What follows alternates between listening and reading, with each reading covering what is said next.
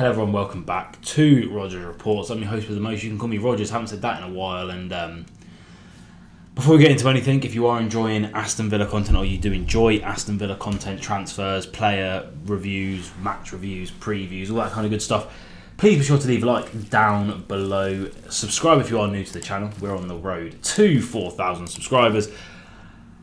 And comment your thoughts on the Crystal Palace game. Maybe pause the video and get them in before I say what I have to say.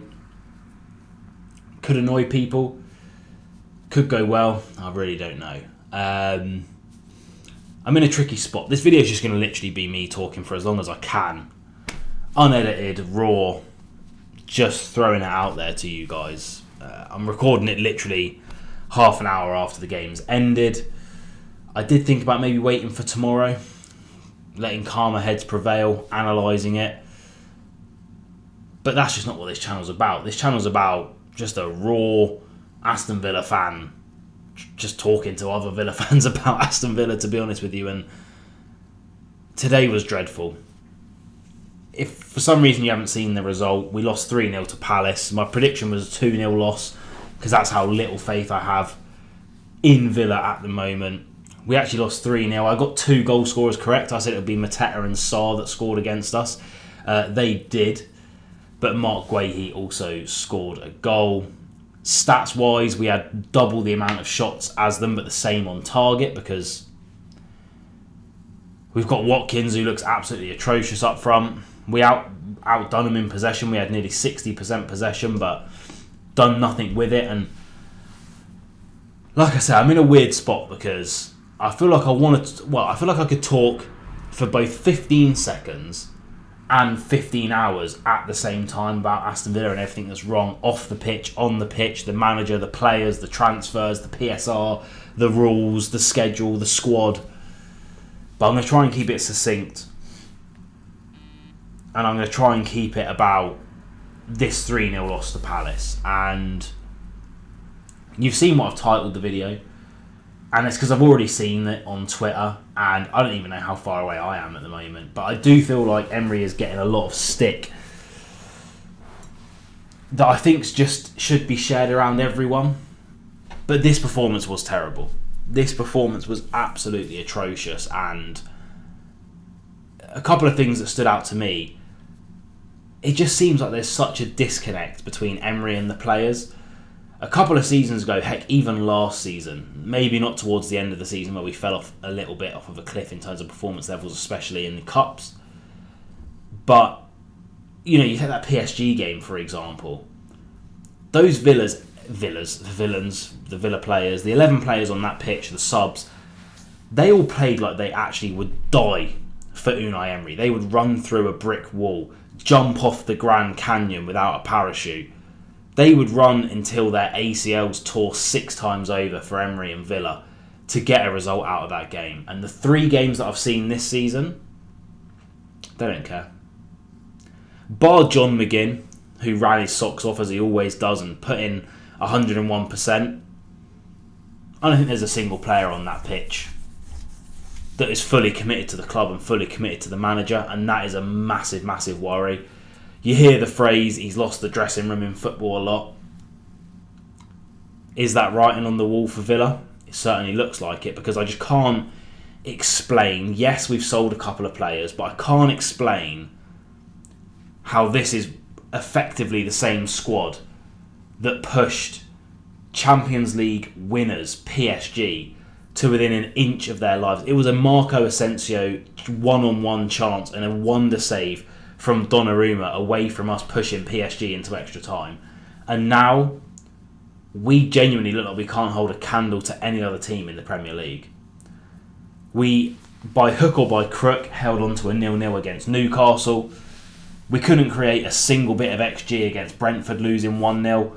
And Crystal Palace have just come and dog-walked us at Villa Park. We never looked in the game, bar maybe the first 5 minutes.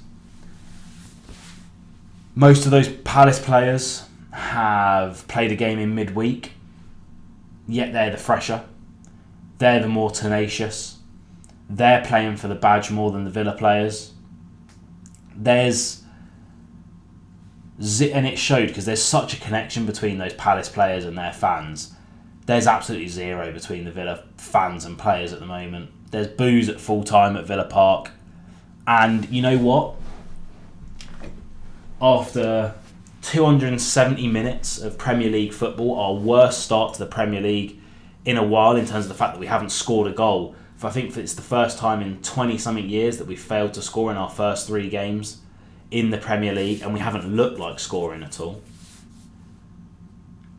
It's easily the worst 270 minutes of football I've seen under Unai Emery. It's easily the most lacklustre 270 minutes by every single Villa player. We've got Kamara and Onana already on sick notes. Where do we go? That's the tweet that I've seen the most. Where do we go from here? We go into an international break with our heads low, and then we have to go and play Everton, who actually are looking pretty decent. Sunderland, who are looking pretty decent. And where do we get our points? Where do we score our first goal? David Moyes' teams are always hard to break down at the back.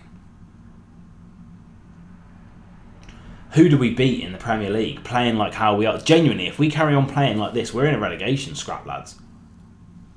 Simple as that. If we keep on playing like this, and is deadline day going to save it tomorrow? No. We're probably going to lose Martinez. So that's another first teamer gone. Individually, some performances I have to pick out again. Matty Cash, I've been saying it since last season. I can't bear to see him in a Villa shirt anymore. I can't bear to see him in a Villa shirt anymore. Gave away the ball for the second goal.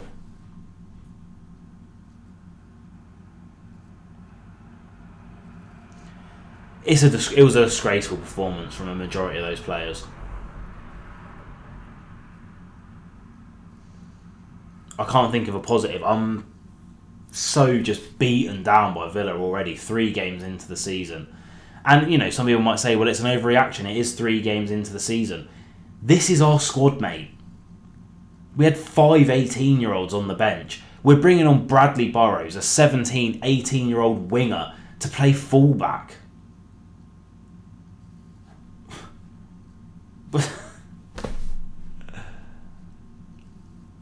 We're another 2 injuries away from probably naming a full bench of 18-year-olds, by the way. And we're not going to sign anyone good. And it's just such a shame, I think, that I genuinely think this is Emery's last season at Villa. I don't think he'll see the season out, because it just doesn't feel like the players care anymore. Whether they don't care about Villa, whether they don't care about playing under Emery. People said this is what happened to him at other clubs, especially Arsenal and PSG. The players just didn't, they just gave up with him. And the way that he is, I can't talk. I don't know. Comment below. I'm just whatever.